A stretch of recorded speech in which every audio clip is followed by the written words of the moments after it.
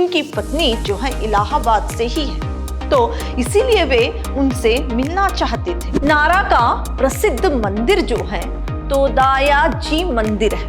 हरजेंद्र चौधरी ने सभी के मना करने पर भी उस रास्ते से होते हुए आ जाते हैं। इस तरह से कहने पर ममता कालिया ने उसको पेपर में लपेटते हुए अपने सामान में रख लेती है।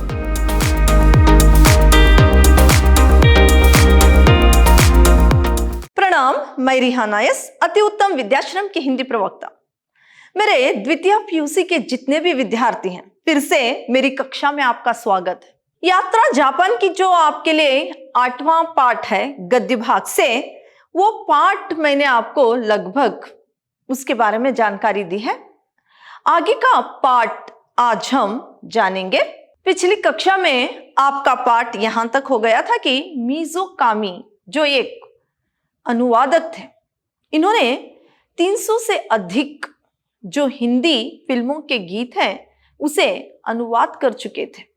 उनकी एक पुस्तक भी थी। यहां तक आपका पाठ हो गया था। आगे उसी सभा में प्रोफेसर तोशियो तनाका जी थे, साथ ही साथ लक्ष्मीधर मालविया जी, डॉक्टर लक्ष्मीधर मालविया जी, जो कि वे व्यक्तित्व उनका भिन्न ही था। वे जानबूझकर पीछे बैठे हुए थे और वहां पर मौजूद जितने प्रोफेसर हैं ज्यादातर इन्हीं से शिक्षित हुए थे। और इनकी पत्नी जो अकीको सान, जो बहुत ही सुंदर थी, उनके साथ आई हुई थी। पिछली जो कतार है वहां पर अकीको सान की वजह से वो पिछली जो कतार है वो जगमगा उठी थी, यानी इनकी पत्नी इतनी सुंदर थी। फिर उसी सभा में विकास स्वरूप जी, जो कि विकास स्वरूप जी उच्चायुक्त थे।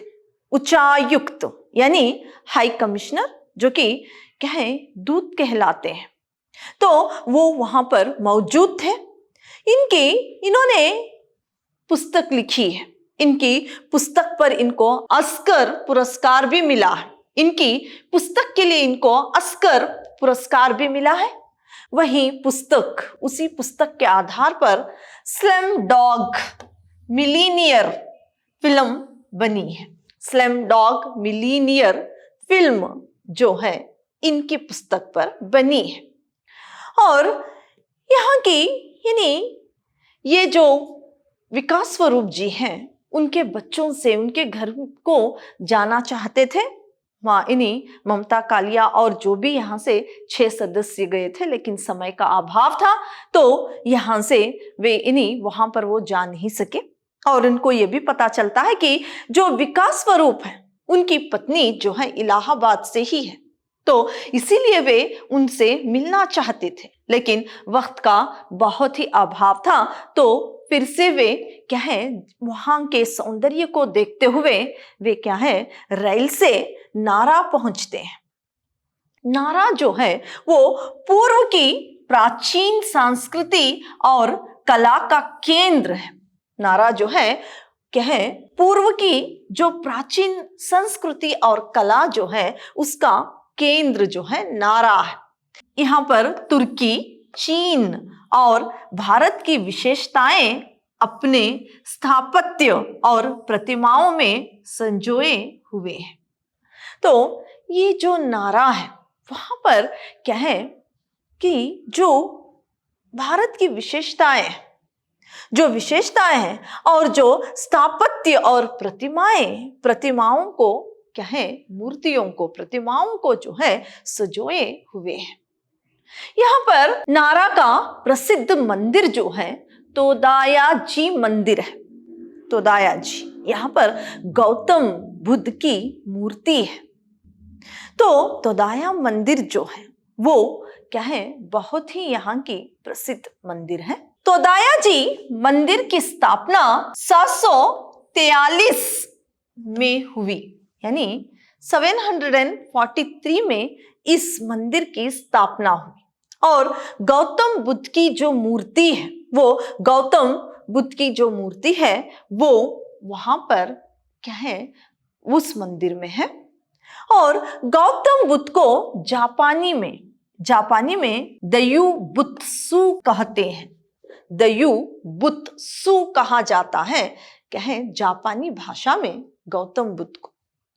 तो नारा मंदिर में गौतम बुद्ध की जो प्रतिमा है, यानी जो मूर्ति है, उसकी ऊंचाई 55 फीट और वजन 500 टन है।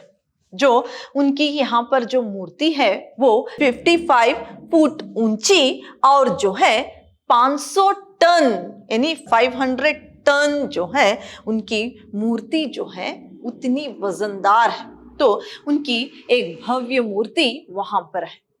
और यहाँ पर गौतम बुद्ध की जो मूर्ति है उसके नीचे एक छोटा सा रास्ता है। कहा जाता है कि वहां की मान्यता भी है कि वहां उस रास्ते से जो भी गुजरता है यानी उससे जाता है वो मोक्ष प्राप्त करता है। तो ये वहां की मान्यता है। और रास्ता इतना छोटा है कि एक आदमी भी वहां से जा नहीं सकता, जाने के लिए बहुत दिक्कत होती है। जब इसका पता चलता है तब हरजेंद्र चौधरी ने सभी के मना करने पर भी उस रास्ते से होते हुए आ जाते हैं। देखिए, हरजेंद्र चौधरी जो इन्हीं के एक दल से थे, वे क्या है उस रास्ते से होते हुए आते हैं। और वहां पर और दो मूर्तियां हैं, एक का मुंह खुला है और एक का मुंह बंद है। ऐसे लगता है कि वो ओम जो नाम है उसका क्या है उसका संकेत कर रही हो। तो वो दो मूर्तियां वहां पर है। तो दयाजी मंदिर के बरमादे में ही और एक मूर्ति है। तो वहां पर जो मूर्ति है उसका नाम जो है हिंदुस्तानी और जापान दोनों को मिलाकर रखा हुआ है। उस मूर्ति का नाम भारद्वाज है। तो यहाँ पर ये वहां की मान्यता है कि जो भी यानी जिसके भी सर में पैर में जो भी दर्द है, अगर उस मूर्ति को जहां पर उनको दर्द है उस मूर्ति को छूने से उनका दर्द छूमंतर हो जाता है, यानी उनका दर्द चला जाता है। तो वहां पर बहुत सारे लोगों ने क्या है जिसे सर में दर्द है वो उस मूर्ति के सर को छूते हैं और जिसे पैरों में दर्द है वो पैर छूता है। इसी तरह से वहां पर हो रहा था। और ममता कालिया खुद भी कहती है कि वो भी बहुत देर तक उस मूर्ति के घुटने को पकड़ी हुई थी और लेकिन उनका दर्द नहीं गया। सिर्फ ये मन बहलाने वाली बातें हैं। देखिए, फिर वो ये भी कहती है कि जापान में भारत की संस्कृति को अपनाया है लेकिन अंधविश्वास को वहां पर अपनाया नहीं है। तो यहाँ पर देखिए, वहां की जापान में ये भी माना जाता है कि अगर किसी व्यक्ति के कोई भी अंग में जैसे कि सर पैर या क्या है हाथ कहीं पर भी उसे दर्द है तो उस मूर्ति को छूने से वो दर्द चला जाता है। तो इसीलिए बहुत सारे लोगों ने इस तरह से क्या है उस मूर्ति को छूकर अपने दर्द जाने के लिए निरीक्षा कर रहे थे। लेकिन ये सिर्फ मन को बहलाने वाली बातें हैं, ये भी ममता कालिया कहती है। फिर वहां से ही यानी उस नारा से ही जुड़ा हुआ एक बाजार है, तो वहां पर भी वे जाती हैं। उससे ही जुड़ा एक हिरन वन भी है। हिरन वन वहां पर उससे तो दयाजी से ही जुड़ा एक हिरन वन है। तो ये जो हिरन वन है उसका रास्ता जो है रंग बिरंगी पत्तियों से भरा हुआ बहुत ही सुंदर सा एक रास्ता था। तो वहां कुछ लोगों ने पत्तियों को चुनकर अपनी जेबों में भी रख लिया था। और क्या है वहां से जाते हुए बहुत सारे लोग बिस्किट्स 150 यान में बिस्किट्स, आटे के जो बिस्किट्स होते हैं, कुछ भी खरीद कर ले जाते हैं। तो वहां के जो हिरन है वो बहुत ही हष्ट पुष्ट है। भारत की हिरनों की तुलना में वो बहुत ही हष्ट पुष्ट है, यानी बहुत तंदुरुस्त और दिखने में वो बछड़ों की तरह नजर आते हैं दूर से। तो ऐसे हिरन है। तो जो भी वहां पर जाता है उन हिरनों को बिस्किट खिलाता है। तो यहाँ पर ममता कालिया कहती है कि वो हिरन वन के लिए जब ये भी गए थे तो तकाहाशी सान ने बिस्किट वहां पर खरीदे नहीं, बल्कि उन्होंने केले खरीदे। तकाहाशी सान खुद केले नहीं खाते, कुछ भी जो भी खरीदते हैं वो खुद नहीं खाते। यहाँ से जो भी लोग गए थे इन सबको, यानी ममता कालिया कहती है हम सबको देकर वे केले लेकर हिरणों को भी खिलाने लगे। एक एक करके बहुत सारे केले उन्होंने खिलाए। और वहां पर क्या है, उन्होंने ऐसा भी देखा जो हिरण है वो भारत की हिरणों की तरह क्या है, डरकर आदमियों से भागते नहीं, बल्कि उन्हीं के पास आकर खड़े हो जाते हैं।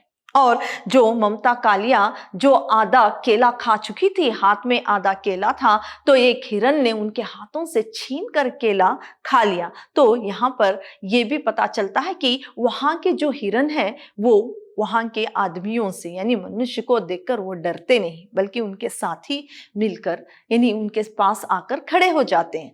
तो इतना सुंदर हिरण वन उन्होंने देखने के बाद, वहां के सुंदर नजारों को देखते हुए, तो दाया जी का मंदिर देखकर और ये सारी मूर्तियों को देखकर वो क्या है, अब ये वो समय था कि वो सायोनारा करे। लेकिन उनका मन अभी भरा नहीं था, सायोनारा करने के लिए उनका मन नहीं हो रहा था, लेकिन समय हो गया था वहां से लौटने का। तो वह बाद में वो ओसाका जाते हैं। ओसाका जाकर 191 जो भी वहां पर चीजें जो मिलती है वो लेने के लिए जाते हैं। तो वहां पर ममता कालिया ने एक पौधा खरीदा और साथ ही साथ पर्स एक खरीदा।